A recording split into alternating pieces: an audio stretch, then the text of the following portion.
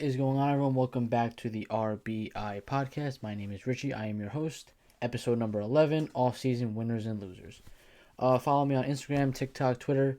You know where to find me. I don't know if you guys saw, but this is now going to come out on Thursdays at 7 a.m., not Wednesdays. It seemed to be that trending that way. I kept having to push it to Thursday, so I'm like, you know what? Let's have it come out on Thursdays. There's no more football on Thursdays, so I'm not in competition with anyone, even though this isn't really that big of a podcast yet, but you guys catch my drift. I wanted to have it on Wednesdays mainly to avoid, it was far enough away from the week before football. Thursday football is kind of like a small thing, smaller thing, so there's not as much going on then. So Wednesday I felt it was the perfect day. Now football's over on Thursdays, and there's only one game left. Thursday's fine for the off season. When the season starts, I'm going to aim to do it twice a week. Probably Mondays and either Thursdays or Fridays, because that's when series ends. You know what I mean. Like always, like I said, follow the socials. Also look for more content to come out. I'm gonna have a video on Friday about the MLB and Network does their top 10 shredders, with every position. And Thursday night they're doing catchers, so that's the last one. I'm gonna react to all of them. I'm gonna give you guys my top 10s, and that'll be like a video. That won't be a podcast. And then I'm also gonna have some NFL videos in the future. There's going to be one. I'm going to do maybe a QB tier one, or one describing every quarterback situation. I might wait till after the Super Bowl for that, so I have more clarity, even though the two teams in the Super Bowl kind of know their answers. But anyway, just expect some content to come out in the next coming days. You're going to get this, obviously. Then you're going to get the video of me reacting the next day. So this is a good episode. We're getting closer and closer. We are now officially 2 months away, roughly, until opening day. Probably a little under a month until spring training games start. I know pitchers and catchers in a couple of weeks, but let's be honest, when we see that first game on TV, no matter who's playing, we're all excited. So I'm gonna get this started with the first topic I got was extension season. 4 guys, 3 of them on one team, got notable extensions. The Rays gave out 3, the Mets gave out 1. I'll start with the Mets. Jeff McNeil. I talked about, I don't know if it was last week or the week before, arbitration, and they couldn't reach an agreement with him. This might have been the reason why. I'm not 100% sure, but 4 years, $50 million for Jeff McNeil is really good. The guy's a batting champion. He's had the highest batting average in baseball since he's gotten in the league. For everyone, it's oh, batting average doesn't really matter. Well, he also hit 39 doubles this year. He always has a 800 or more OPS when he's at his best. But the thing I wrote down is that, one, this was really good for the Mets. I thought he was going to get 6 for 100, 6 for 90, something like that. Something more of that length, because he is a little older, but he plays second base. And his skills will translate because he's not a bat speed guy. He's a bat to ball guy. So his ability to slap the ball the other way and put it where he wants will age well. Now, his second base defense might decline, but he's never had a power hitter, so that's not going to go away because he's never really had it. And what he does best will translate for years, not striking out, having a good eye, and all those things. So that's why I think it's a good deal for the Mets, because they got him at a bargain. I don't know exactly how old he is, but I think he's in his low 30s, 32, 33 years old. Maybe a little younger than that, but he's been a really good player for the Mets. 2021 was kind of a lost year for him. He kind of tried to sell it for power when he didn't have it. Now with the shift gone, I would not be shocked, though, if his power had an uptick just from the natural effort to pull the ball more, because now he doesn't have to. He's spoken ad nauseum about not worrying about expected batting average and velos and all that stuff, exit velos, and just taking what the defense gives him. Because when you leave a gaping hole for Jeff McNeil, he's gonna bunt, he's gonna slap it that way. He's just gonna take his hits because that's his game. Now that the shift is gone, you can kind of go back to just playing baseball. He's going to get his hits to left field, but now if he rips one into the 4 hole, that's a hit, or 3 hole, I'm not sure, but it's a hit, and that will generate more power because he'll get some lift on some balls. Because naturally, when you pull, if you get under it, you're going to launch it usually. Usually when you hit it to left center, it's more naturally in the air, but it's usually sometimes a lazy pop-up more often. Usually when you pull one to the outfield, it's usually usually pretty well struck unless you like hit it off the end. But anyway, that doesn't really matter because, like I said, this guy's not an exit velo guy. We spoke about Luis Arias last week. These two are very similar players. I give McNeil a little bit more of the edge because he's been doing it a little longer, and he just, like I said, he doesn't hit for no power. I think he hit 40 doubles this year. So, what did I say, 39 before? Yeah. So, he like that's where his power is. Like he's not a 50 homer guy. He's not even a 30 homer guy. He had 23 in 2019 when the balls were basically tennis balls. So that's probably his peak home run power. But in a lineup with like Lindor hitting plus 25 plus, Pete hitting 30 plus, 40 plus sometimes, you don't really need him to hit that many home runs, and he is so good at what he does that it's this contract nuts to me. But it proves baseball's changed, and it proves why the big question on why is everyone selling off for power? Why is everyone not care about striking out? Why does no one care about batting average? This is why. Because if you told me Jeff McNeil or like Whit Merrifield or like Luis Arias, if you told me, yo, hit 300, hit 320, you'll get paid $200 million. You know how many guys would be hitting 320 right now with 15 bombs rather than 30? A lot. Because at the end of the day, this is a business, this is a profession. In all of our professions, if our boss told us, do it this way and you'll make more money, we're all going to do it that way. I know the object of baseball is to win, obviously. But like I said, at the end of the day, it's a business and these guys have to support their families. Jeff McNeil, he was never going to get that big contract. One, because he was too old, meaning he came into the league late, like Major League. So by the time he struck the 6-year service time, he's going to be like mid-30s and he's not going to get... This is probably the deal he would max out at. He kind of took less, not to stay with the Mets because he bought out some arbitration years, but to prevent himself from maxing this out and getting less because he's, like I said, he's a really good player. Had a rough grind of a minor leagues. I don't know if you saw an interview he did with some Mets guys, the Mets Stuff podcast. He works at Dick's Sporting Goods, landscaping. He did like odd jobs just to stay afloat. And if you look at pictures of him in the minor leagues, like it's a little skinny guy that wasn't much, and he got it done. And he's now in the big leagues, an all-star player in the big leagues. Very underrated defensive player, in my opinion, and one of the more elite bat-to-ball guys in the league. And like I said, it proves baseball has changed because Fernando Tatis hits 260 with 40 bombs. McNeil hits, not saying this was his stats last year, but he hits 330 with 15 bombs. Tatis is considered the better player because he hits for more power. It's more margin of error if you don't hit for a high average. That's my whole thing with Adam Frazier, is that when he doesn't hit for high average, he does nothing else. At least McNeil hits some doubles. So, like, people got to understand that. The philosophy of hitting has changed. Now, when I was growing up, we were taught, stay through the ball, line drives up the middle.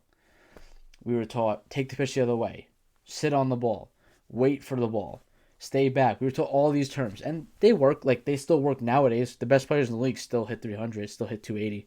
But now they're teaching elevate, turn and burn, sell out. They're teaching that because that's what's going to get you paid. That's going to get you through college. That's what's going to get you to the major leagues. They're looking at hitting the ball hard. They're looking at lifting the ball. They're looking at all these things. They're not looking at how much contact you're making because, like I said, it's easier to hit a 3-run homer than to string together 7 straight singles just because of how good the pitching is, the metrics that they have. It's probably above hitting, especially even with the 3-batter minimum. Back then, guys would see pitchers 5, 6 times, 4 or 5 times in a game. You're seeing a pitcher twice, 3 at max nowadays, and you're seeing a new arm from a new angle, from a new side, new pitches, new velocity, almost every time you get up at bat. Try doing that. Like, it's not impossible, but it's very hard to get a feel for what a guy's doing if you only see him once. Because, let's be honest, you get 1-2 pitches every time you get to the plate to hit, and that's, I think, the true reason why I don't devalue batting average, but why offense is as a league down, because you see so many pitchers with so much information. They know what your strengths are and your weaknesses are before they throw the ball. While you know their strengths and weaknesses as well, you don't know what pitch is coming until he releases the ball. Unless you do like some elite homework or you're like like a mind reader or something, but it's so hard to hit, and it's only gotten harder. And I think that's why the scale's gone down and why more guys are selling out for power. Because rather than taking the knock up the middle, try to sell and hit a homer with it because there's a good shot. You're not going to get many more hits anyway, so might as well make the most out of them. Now you can say it's gotten a little bit too much. Like, I don't think Joey Gallo is a good baseball player. Shift or not, he doesn't make that much contact. And we haven't seen the Texas Rangers Joey Gallo since he got to the Yankees. And I'm talking about with the Dodgers too. We saw that whole thing. He left the Yankees, hit a couple homers for the Dodgers. Like, oh, he's back. He had the same numbers he had for the Dodgers than the Yankees. Those guys are different. But a guy like, I'm trying to think of a good example. Some guys like hit 240 with like 25 bombs, gets on base a lot. That's a good player. It's not an all-star. It's not a star. It's a good player though. And like the 260, the 270 is the new 300. I think that's like a good saying, because if you hit 270, like Alonso hit 270 this year, Pete Alonso, 40 homers. I'll take that every year. Lindor, 270. I know I keep using Mets. I'm trying to think of a better example. Like I said, Tatis hits like 260, 270. Julio Rodriguez hits around 280. Mike Trout, even this year, hit like 280, and he had 40 bombs, and he's a 300 hitter. Like, we know him as that. My point is, I keep saying it, if you're going to compensate to hit home runs, then guys are going to hit home runs. They're not going to worry about taking the single to left if it's going to get you $50 million over 4 years, rather than Trout getting $40 million in 1 year. Bad example because he's a superstar, but you catch my drift. It's just baseball has changed, and the way they compensate has changed as well, and that's why the shift of philosophy has too. Staying on extension season, I want to talk about the Rays. They signed 3 guys. I forgot to talk about Jeffrey Springs last week, a lefty starter. Pete Fairbanks, righty pitcher, reliever, and Yandy Diaz, utility infielder, mostly a third baseman. Jeffrey Springs, it happened before I did my last podcast, but I didn't think it was that important. But 3 other guys signed, for the Rays. 2 other guys signed for the Rays, so I wanted to talk about what the Rays do. Jeffrey Springs got 4 for $31 million, that is. Pete Fairbanks 3 for $12 million, and Yandy Diaz 3 for $24 million. These guys would obviously make more in the open market, especially Yandy Diaz. Like, he's probably like a Jerickson Profar-esque, maybe a little bit different, but like that type of utility guy. Jeffrey Springs is a lefty starter. Pete Fairbanks is a righty reliever that throws gas. So all these guys would fit on any team. They weren't going to be free agents, but similar to McNeil, they got their arbitration years bought out and then some. You look at these contracts, not one of them is over $10 million a year, and like 2 of them are for around 8, and then one's for 4. Nowadays, that usually doesn't get it done, but the Rays find ways to find these guys that will take these contracts, and I don't blame them for doing it. Like, the Braves do the same thing. But I spoke about the Rays earlier this offseason that they had to spend some money. This is an example of them spending money, in my opinion, because when you stay put, you lose all these guys, and then you have no one to replace them. You can't just keep filing in talent. We've seen the Taylor Walls and the Vidal Bruhans of the world have not panned out. Yandy Diaz, in my opinion, is one of the more underrated. I think he's a third baseman. Third baseman's in the league. The dude's jacked. Like, I don't know why he doesn't hit more home runs. Someone's got to teach this guy to lift the ball, but he does make good contact. He's an on-base merchant. Like, he's always top of the league in walk percentage. He's a really good player, and I think kind of underrated. Pete Fairbanks missed some time with injury, but he's a really good reliever, probably going to be their closer. And then Jeffrey Springs, like I said, is probably a back-end starter for them, but a very viable lefty that gets outs. And they have a lot of underrated talent, like I said, and they finally have an established rotation. That's the biggest thing with this team. I've always kind of knocked how they never had a starter go more than 4 innings. They now have probably 5 guys that can give you at least 6, like, when needed. Like, obviously, the Rays are going to pull guys after 4 or 5 innings early in the year and late in the year as well. But the top 2 guys can easily go 6 or 7, like McClanahan and Glasnow. Their starting 5 rotation is Shane McClanahan, Tyler Glasnow, Zach Eflin, Jeffrey Springs, and Drew Rasmussen, who they got in the Willie Adames trade, as well as JP Fireisen, who was no longer on the team, I don't think. So they transitioned to a traditional starting rotation, and no one realized it because we just know them as a team with 15 pitchers, not 5 starters and 10 relievers. And this is a damn good rotation. Like, Zach Eflin, in my opinion, I don't know if he's their 3, 4, or 5. That's how good their 3, 4, and 5 are. McClanahan is the ace, in my opinion, because he's coming off the best season. Glass now was working back from Tommy John. He still has a little bit to prove, in my opinion. He's never really put together like a star-studded full season. The one year he was really starting to take off, he got hurt, unfortunately. Also with the sticky stuff, as soon as they took it away from him, he got hurt. I don't know if that's going to affect him long term, but it's something to look at. Like I'd be a little concerned with that. But the dude's got nasty stuff. He's got great extension. McClanahan as well from the left side. I talked about Eflin earlier this offseason. We just talked about Springs, and Drew Rasmussen is probably an underrated, under the radar pitcher. The Rays in the AL East probably have tied for second for the best rotation, which is nuts because, these names are insane, but the Yankees have two like top 7 or 8 pitchers in my opinion, in Cole and Rodon. I don't care what people say about Garrett Cole. He's still a stud pitcher. He strikes out the world, and he's got elite stuff. And then like Cortez is a 2 on most teams. So is Severino. And Frankie Montas was the ace for the A's last year before he got traded. And then we'll see if that pans out, even though I think he's starting the year on the shelf, which is kind of unfortunate. And the Blue Jays, like they have Bassett, they have Manoah. We're going to talk about the Blue Jays later, actually, but they have Bassett, Manoah. Barrios, I expect to bounce back. They got Yusei Kikuchi. They got Hyun-Jin Ryu, who probably won't start the year with the team, with TJ. I'm forgetting someone massive. I'm sorry about that if I am. Kevin Gausman, their big-time contract last year. So I would think the Rays are tied for second in their own division, but at the same time, their division probably has 3 top 10 rotations, which is insane. And then you have the Orioles and Red Sox, who kind of lag behind a little bit. I really like what the Rays did here. They have a lot of underrated talent. I'm not the biggest fan of Wander Franco yet.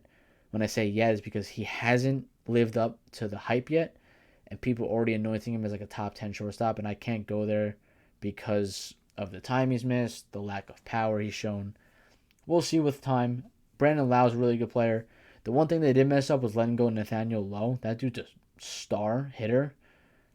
They have to replace Kiermaier, but like Rosarena is a good player. They'll be fine. Like they're the Rays, they'll be there in the end. I don't know if they're better than some of the teams in the AL. The problem they have is in the playoffs, they don't have the talent besides in 2020 when there was no fans in the stands.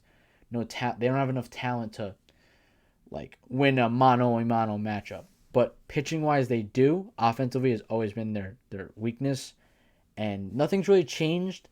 But my moral of the story is that this is the way the Rays win, and they continue to do it, but I don't think teams should follow this way because it is so hard to have a factory of players like this just filing in and out and just changing talent like crazy. Like they went from Adames to Franco, like no problem.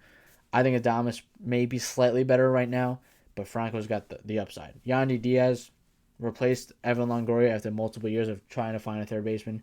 No problem. They're going to have to replace Mike Zunino now. They have Francisco Mejia as a pretty good player.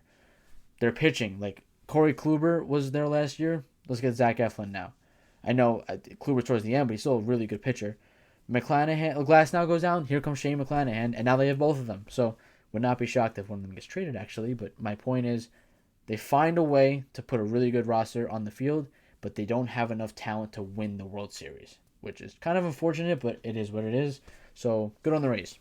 So I saw some news today, or yesterday, that way too many people flipped out about because it's a video game cover. But Jazz Chisholm Jr., that is, Miami Marlins now center fielder, is a MLB The Show cover athlete, which is cool. If you look back, like we had David Wright on the cover, David Ortiz, Adrian Gonzalez. Trout's never been on it, which is kind of surprising. We've seen Tatis, Ohtani, obviously, from last year. We've seen Yasiel Puig, too, which is kind of weird looking back. I'm forgetting some good players. I think Donaldson was on it as well. Aaron Judge. I don't know if I said Bryce Harper yet, but my point is, like, we've had some superstars on this. Jazz Chisholm, as a player, is not a superstar yet. He was kind of on his way last year before he got hurt. The stress fracture in his back kind of scares me because I don't want that to be a nagging thing for this player. But this is a spot where the MLB can push fun. And what I mean by that is no offense to, like, any other players from the past that have had it, but Jazz Chisholm is the future of our game. And, like the flash he shows, the excitement he plays with the chains out, the blue hair. Whether you're a fan of it or not, it's it's towards the audience of kids and the new people buying this game. As a massive baseball fan, I'm gonna buy this game if they put me on the cover. I don't care. But for new fans, maybe Jazz Chisholm's your favorite player. You see him on the cover, you're more inclined to buy the game. Like I said, Jazz Chisholm isn't at the point where he's like a superstar. He's not like in the Mike Trout, Julio Rodriguez, Rafael Devers even. He's not on that level, but he's kind of on his way towards close to the tier after that. And it also hurts that he's in Miami. But the thing I wrote with this is people complaining about him being on the cover. It's not that serious. It's a cover. It's fun. Video games are fun. Jazz Chisholm's a fun young player who can relate to like the demographic that they want to hit for video games. And that's the big thing here is that baseball can push their own not narrative, but they could push their own like agenda of what they want baseball to look like, meaning they want baseball to be fun for kids and not boring. I have no problem with people that don't like bat flips. I have no problem with people that like bat flips. Like Acuna does a lot of things. I have no problem with it. I just think he should separate them. Like, because I remember last year he hit a home run. He flipped the bat. Then he did the LeBron thing. He did the Euro. He did the step. You do all of that once. At that point, it kind of looks like too much. Like it's almost like you're not having fun at that point. You're trying to make a statement. But like if he hits 3 home runs in a game, say the first one he bat flips, second one he does the Euro, third one he does the step back. That seems like more fun to me. Like I've like when I was growing up, I pitched a little bit and I gave up some home runs. If you want to throw the bat into the outfield, I don't care. Like I don't. Everyone's got a different opinion. Like I said, Acuna, I don't mind it I think it's so cool to be honest when he does the LeBron thing, the silencer I think it's called. But I could see when people think it's too much every once in a while when he does like 4 different celebrations on one home run. It's I don't want to say it's not accepted in baseball because it's getting more and more accepted. But at some point as a pitcher, you're gonna see that jogging around the bases, and it's gonna be like, okay, we get it. Like you did one, no problem. Even if you do two, but when you do one at every base, you take forever. It's gonna aggravate some pitchers. Like let's be honest. And Jazz Chisholm, like he does the Euro step every time. You know how many kids are going to be doing a Euro step into home plate? A lot, because Jazz Chisholm did it. You know people are going to be doing the LeBron silencer because of Ronald Acuna? A lot. That's what I mean with fun. If you're showing up a pitcher or whatever, then that's a little different. Again, even then, depends who you ask. For me, like I said, bat flips don't bother me at all. Nor does the Euro, nor does any of this stuff. It's flashy, it's fun. At the end of the day, if you're hitting homers for my team, you can throw the bat in the stands. Just don't hurt anyone, but I don't care what you do with it. If you're playing well, you're playing well. And this is a step with baseball that people don't want to, like I said last week, I think, or 2 weeks ago, that change scares people, and baseball is in, I don't want to say an historic change because there's no like expansion yet or anything like that, but we just had a very crucial CBA be passed, which people said if we missed games would be bad for last year, but good for the future. This has nothing to do with bat flips, but it just has to do with the fact that the game is changing towards the demographic that's coming up that we see. And, you know, I understand, like, I'm going to be older one day and I'm not going to like the way the game is played. Like, basketball is kind of having that issue right now that a lot of people aren't liking the style of, like, isolation and players sitting out. And that's a totally different conversation than where baseball is at. Because I think, in my opinion, baseball has never been more talented when it comes to athleticism just because of the science we have and the training and the conditioning and the doctors and all that.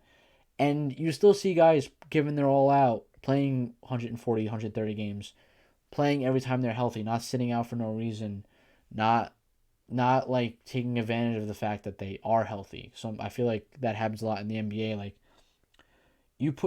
baseball players push through injuries, football players push through injuries, hockey players as well. I feel like in basketball that's become an issue because it's so easy to make the playoffs. So I don't blame guys that sit. It's like, all right, we don't really need this win. Like, I'm a Knicks fan. People like complaining about whatever Cam Reddish, R.J. Barrett, Tom Thibodeau, Randall Brunson, whoever you're complaining about. At the end of the day, they're gonna be in the playoffs because they're a top 10 team in the East, and 10 teams out of 15 make it. So like, why would you bother playing? And so baseball hasn't lost its value in the regular season, and I think 2020 really helped prove that because the Miami Marlins, who were not a good team, made the playoffs. Teams that you would normally see in the playoffs didn't make it that year, even with the extended eighth seed. My point with that is like baseball, like I keep saying, it's in a good spot, and MLB the Show covers, like in all seriousness, doesn't truly matter, but it's a fun player, and for something like this, people say like don't listen to fans when you're signing players. I get that. When you're doing something like this, listen to your fans. Go on Twitter. Who do you want it? Vote. Twitter, Instagram, TikTok nowadays.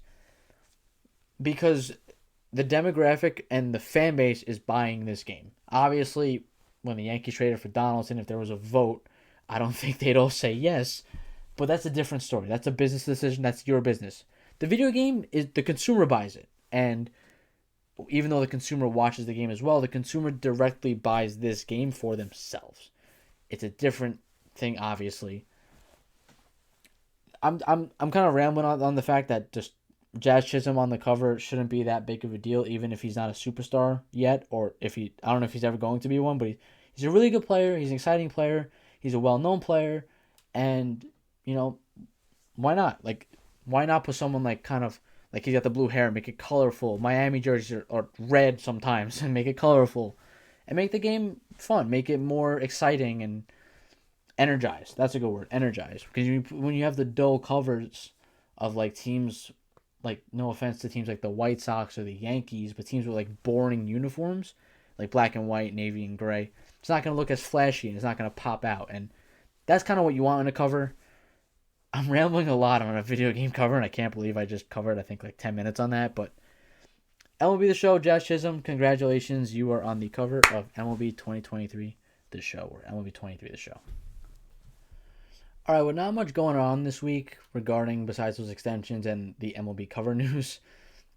I picked my winners and losers of the all season. I picked them vaguely, like earlier, but kind of like ad-libbed them. But I got some stuff written down on four winners and four losers. So we're gonna start with the winners. Always start with the good news. The winners of my all season, I have the New York Mets, I have the Toronto Blue Jays, I have the New York Yankees, and I have the Philadelphia Phillies. Start with the Mets. They returned a ton of talent. They re-signed Nimmo. They re-signed Diaz. They re-signed Adam Ottavino. That was kind of big. They kind of made a lateral move with Justin Verlander. They got Tommy Pham as a fourth outfielder. That's a solid move as well. Kodai Senga replaced Chris Bassett. Jose Quintana replaced Taijuan Walker. So they replaced all of their talent that they lost. And I see people say, like, they didn't get better. It's so hard to get better when you win 101 games the year before that. And the playoffs didn't go like they wanted, but it could have easily gone the other way. We don't know. And I wrote down here, they survived a tough offseason. A lot of times when you have these types of years and you have a ton of free agents, because let's be honest, they had a lot of free agents to sign. You usually come out of the next offseason worse because it's almost impossible to re-sign everyone, as the Mets have shown, or just regain the talent without worrying about prospects like coming up. The Mets didn't really drop off much in talent. Like, obviously Senga's a question mark, but besides that, and they got David Robertson as well, who was going to replace Seth Lugo. So I forgot about that. And they just did a really good job of just retaining as much talent as they can going into next year's offseason, where I don't think they have any impending free agents outside of Max Scherzer, who's an opt-out. So their whole infield, like I think Canna and Escobar are free agents, but that's it. Like none of their stars. Like there's no Francisco Lindors or Pete Alonso's hitting the market next year. Now not Jeff McNeil, even though I don't even think he was hitting it next year. I have it here. A lot of teams locked up for multiple years, like outside of left base and third field. Wow, whew, left field and third base. It is late. Escobar, Brett Beatty. Here you go. You're playing there. Left field. I'm sure they can find someone. Also, Manny Machado's a free agent next year. Maybe Beatty's playing left. Maybe Ronnie Mauricio makes an impact this year. Francisco Alvarez is going to be up soon. So they they also didn't spend like drunken sailors. Like the Correa move wasn't, in my opinion, because they would have moved off Escobar, but I think it would have been if they knew all the information about the plate in his ankle and then they still signed him. Because then it's like just saying, I'm going to sign you because I have money and like not care about the repercussions. The Mets kind of showed that they didn't do that. The Like I said last week, people complaining about Tommy Pham like he's like a super like our superstar. He's not our superstar. Did we overpay a little bit for Nimmo and Diaz? A little bit, yes, but like I said, when you want to retain your talent, when you have a loaded offseason of players, you have to do it. And the Mets have the surplus and the means to do that. So good on the Mets. I don't hate what they did at all. This isn't also, they're not my number one winner. I'm just reading off 4 teams. The Blue Jays. They bulked up their bullpen. Jordan Romano is a really good closer. I think they still have Adam Simber, who's insane from his sidearm motion. But they also added Eric Swanson in a trade with the Mariners. I believe that was the trade that sent Teoscar Hernandez to Seattle. Also, they added reliable pitching to protect their staff. Chris Bassett, coming from a Met fan last year, was an anchor, innings eater, just rock solid, and you know what you're getting out of him every single start. He's not a headline guy, but he could pitch like one. So when guys like Kevin Gausman or Alek Manoah have off days, he'll pick you up. It also protects you if Jose Barrios just isn't good at pitching anymore.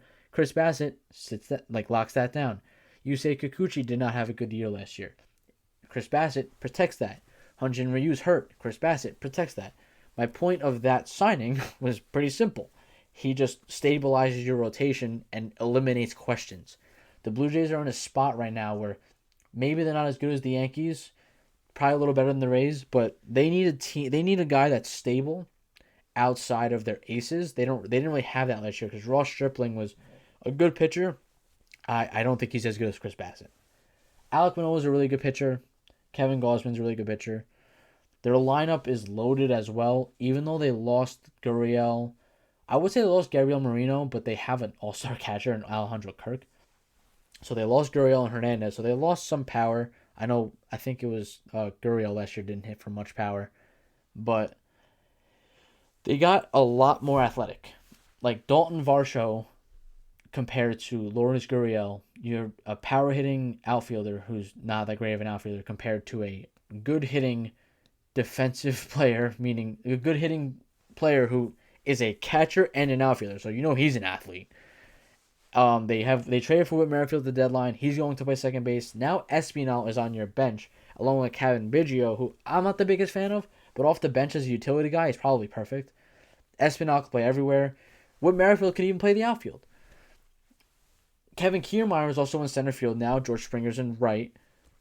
Pick your poison in left, whoever you want to throw out there. You want to put Varsho out there, put Kirk behind the dish. You want to put, I don't know who else they have, to be honest. But I guess that would be the most likely scenario: Varsho in left, Kirk behind the dish, or Varsho in left, Kirk DH, and then you have Danny Jansen catch.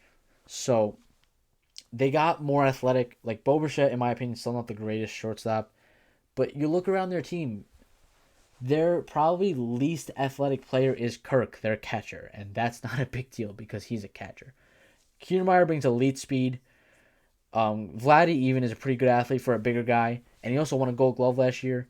Chapman's a slick third baseman, and they didn't drop that off in offense by getting these guys. I really love what they did in this offseason, and it's kind of got underrated, and I think the Eric Swanson move is really going under the radar. Just adding to a bullpen when you're in a loaded division like the AL East when it comes to offense. And so congrats, Blue Jays. You did a really good offseason. I think you're going to finish second to the Yankees in the division, but I would not be shocked if you guys finish first this year. So congrats. And speaking of the Yankees, they are also a winner. Let's be honest. They kind of won the offseason when they signed Aaron Judge and Carlos Rodon, because if Aaron Judge was such a player where if they lost him, their offseason stunk. If they signed him, it's great because he's a player where he's that Jeter-esque player where it's a franchise-changing move, and they were able to lock him up. They also signed a second ace, Carlos Rodon. The Yankees are kind of moving into a pitching dominant team, like a pitching friendly team, rather than like being carried by their offense. Because, like I said before, Cole and Rodon are one of the top 1-2 in the league, punch wise. Top 1-2 punches in the league. And then the rest of the rotation is really good. They have a good pitching coach that can always figure out their bullpen. And for offense, I wrote time to let the kids play. We have Rizzo and Torres on the infield. Then you got IKF and Donalds on the other side, but that might end up being Volpe and Oswald Peraza. I don't know if Aaron Hicks is going to play left or Oswaldo Cabrera. Like, they have three young players. They also have, I think, a catcher. I think his name is Austin Wells in the minors. Is he going to get a shot? Because Trevino's a good defender, but having two catchers is never a bad thing. Bader really solidifies center, and Judge is the star in right. So, offensively, they're not as prominent as we've seen in years past. Stanton's still there as well. But with their pitching, they won't have to be. If they're a middle of the road offensive team, which I think they're a little better than middle of the road, they'll get it done. The thing that scares me is that Aaron Judge is not going to hit 62 homers again. If he does, book him for the Hall of Fame. And someone's got to step up. Maybe it's these young kids. Maybe they come in, one wins Rookie of the Year, and all of a sudden you're fine. So the Yankees, I think by getting Rodon and keeping Judge, were a winner this offseason. And the final winner is the Philadelphia Phillies, because why not try to just beat me while I'm down with the Phillies, because they went to the World Series and they got better. The main thing I put is that they didn't stay put last season. We've seen that a lot in the past. Teams get into the World Series overrating their team and then not realize the Phillies, they were an 88 win team last year. They had to improve. They got hot at the right time, but if they want to get back there, they had to improve their roster. Signing Trey Turner is a massive improvement. Signing Taijuan Walker is a good improvement. Signing Matt Strahm for the bullpen, Craig Kimbrell for their bullpen. They made a lot of quality moves, and I appreciate that a team that did well did not sit on their laurels and act like everything was okay, because they needed to add this player, especially with Harper out half the year. That's all I really got with the Phillies, because they're a true winner this offseason, and these are the four teams I think were winners. I also think the Angels can be considered a winner. The Diamondbacks can be considered a winner. The Giants even can be considered a winner, even though they didn't get their star player. They still got a lot of talent, but these are the four teams that really stuck out to me this offseason. So, obviously, every year, teams have to be losers. That's a bad way to put it, but teams are losers in the offseason. I have four here. I'm going to mention one, an honorable mention, is the Detroit Tigers. I didn't put them here because I didn't have expectations for them, but when you have one of the worst teams in, I think, from a WAR perspective, position player-wise, in, history, and then you don't add an offensive player, that's a problem. So that's my point of the Tigers. But my losers of the offseason are the White and Red Sox, the Orioles, and the Brewers. There's levels to these. I don't think the Orioles are massive losers, but I didn't want to pick a team like the Pirates or the A's or the Reds. I wanted to pick a team that had a chance to compete this year and probably still will compete this year, but I'll give my reasons. For the White Sox, they're rolling the same team out as last season and hoping for a difference. I don't know what it's going to take. They got first rounded 2 years ago, and they didn't make the playoffs last year. The guys are only getting older. They lost Jose Abreu. And if you're expecting this to change, I don't know what to tell you, because Eloy Jimenez, he's got to stay healthy, and that's not his fault. But at some point, you're going to have to look yourself in the mirror and be like, this isn't good enough. Now, was it all on Tony La Russa? We'll see. I don't think it was all on him. I think there was a big disconnect, though, between him and the players. And just when that happens, you can't win baseball games, especially for a team that has had World Series aspirations last year. Giolito has to bounce back. I think that's the one thing that I can kind of bank on, is him having a better season. Dylan Cease is a good pitcher. Lance Lynn was injured last year, so he'll be back. So the pitching will be fine. But the offense and defense, we got to see some change, because, let's be honest, we didn't see any.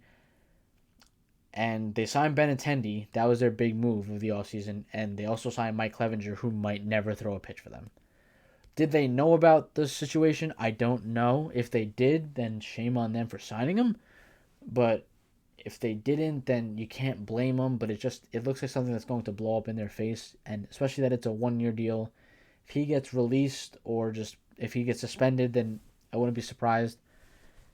I just feel like they had an off season like they won 90 games last year, even though I think they finished in third place. So the White Sox, my expectations aren't high. Can they all bounce back? Yes. Will they? I'm not sure.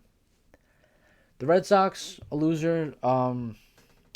They lost Xander, but they signed Devers, so that's a plus. They have so many questions in their rotation, and they overpaid for an aging closer. Kenley Jansen's like older now, and they gave him I think 16 million a year. You will give him 16 million a year, but you won't sign your franchise shortstop. That's concerning. The rotation is Chris Sale the ace. Like Garrett Whitlock's solid. Is he a starter or a reliever? Cutter Crawford's another option. Like Michael Walker's gone now, so they're not going to be a good team this year. And from a team that was in the ALCS 2 years ago, this shouldn't be the case. And I don't really know where they go from here. They're kind of stuck in the doldrums right now. They're probably the worst team in the AL East, and you don't want to be there because the Yankees are never going away. The Blue Jays have a lot of players and are pretty well run. The Rays will be there, and the Orioles are up and coming. So you better move quickly and figure out what your future looks like because you're going to be stuck at least behind two teams, maybe even three in this division for a long time if you don't. The Baltimore Orioles, this was a light loser for me because I do like their team and I understand why they didn't make the massive move. My question with them was they didn't add much at all. Like they added Cole Irvin last week, that was a pretty good move, and Kyle Gibson, who it depends who you ask in my opinion. They're relying everything to go right. Now, are they going to win the World Series this year? Probably not. They're still probably a year or two away from the World Series aspirations, but they could be a playoff team this year. Like they could have added some of these guys on 1 year deals, like a Conforto or a Tommy Pham or a Trey Mancini, or even if you wanted to go big, get like a Dansby Swanson, because if Gunnar Henderson's your future third baseman, then you can't like Jorge Mateo's a good player, but he's so defensively like just a defensive player like that you can't roll him out every day. So I was surprised and they also lost Mancini, but they traded him last year, so that's a little different.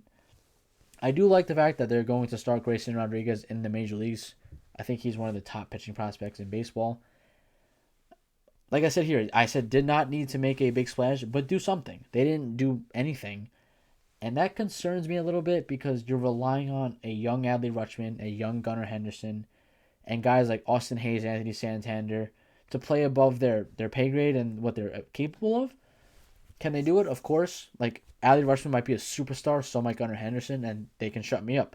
But you're putting a lot on two guys that have never like the Orioles haven't won in a while, and you're expecting it out of your youngest players. That's a little concerning to me, but I don't know. I put them as losers because they didn't add anything. I think they could have added an outfielder, but besides that, it seemed like they left a lot to be desired. And finally, the Milwaukee Brewers are probably my biggest loser of this offseason. I have no clue what they're going to do and what direction they're in. Are they trying to win? Are they trying to lose? They don't sign. They trade Hunter Renfroe. They trade Colton Wong. Then they trade for William Contreras. They have Corbin Burns. They have Christian Yelich. They have William Adames. They have all these guys, but they missed the playoffs last year. And Yelich's contract is looking worse and worse because for a team like the Brewers that can't spend that much money or don't want to spend that much money, he's making a lot of money for a guy that is not a superstar anymore, and it's a shame because it's probably because of his injuries. Are they going to trade like Adames? Are they going to trade Burns and Woodruff and Peralta? And they already traded Josh Hader. I think we spoke about this earlier. I think I said the exact same sentence. But my question is, are they better than the Cubs? Someone brought it to my attention because I did my top 10 infielders and I did not have the Cubs in it. I kind of underestimated the Cubs a little bit because Swanson and Horner is one of the better 1-2 guys up the middle in the league. Cody Bellinger, if he has any type of bounce back, is a good player. Ian Happ's a really good player. They got to replace Wilson Contreras. So I don't think they really replaced him. But like, are we sure the Brewers are better than the Cubs? The Cubs made some moves this offseason. The Cubs were a little bit more aggressive. They got a shortstop. They got, hopefully Bellinger bounces back. They got Jameson Tyone, so they have a pretty decent rotation. The Brewers probably have them beat there. But their offense is still a major, major question mark, and I don't know what really is going to change because I don't know if this team. They're not a World Series team, but they're also. Are they a playoff team? They're not a bottom feeder, but are they a playoff team? Like, well, I guess we'll never know until the season starts, but yeah, that's my take on the Brewers. So my four losers: the White Sox, Red Sox, Orioles, and Brewers. So that's all I got this week. A little bit shorter of a week, meaning like with content wise. Sorry if I rambled on Jazz Chisholm, but like I said, expect either Friday morning or Saturday morning my reaction to the top 10 for the MLB. The MLB Network's Shredder's top 10. That'll probably be out Friday morning, and then I'm going to look early next week for something with football. So stay alert. This will be out every Thursday now, and I will see you guys next week.